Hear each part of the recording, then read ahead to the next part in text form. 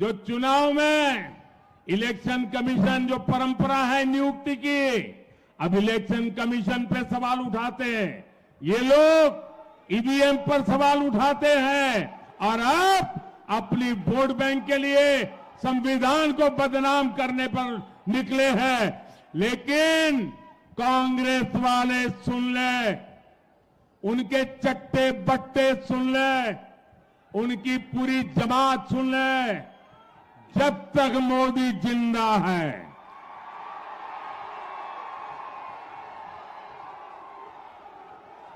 जब तक मोदी जिंदा है, मैं संविधान का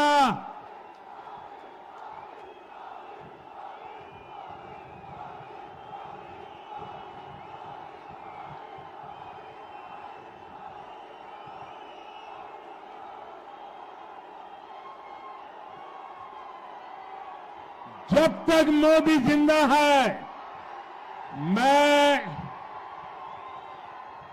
दलितों का आरक्षण, आदिवासियों का आरक्षण, ओबीसी का आरक्षण, मुसलमानों को धर्म के आधार पर नहीं देने दूंगा, नहीं देने दूंगा, नहीं देने दूंगा। మిత్రులారా, ఈ రాజవంశీయులు ఈ దేశాన్ని పాలించేదే మా జన్మ హక్కని, రాజ్యాంగం పట్ల గాని ప్రజాస్వామ్యం పట్ల గాని ఏ మాత్రం కూడా విశ్వాసం లేనివంటి ఈ కుటుంబము మేము అవసరమైతే ఈ పార్లమెంట్ కూడా నడవనీయము.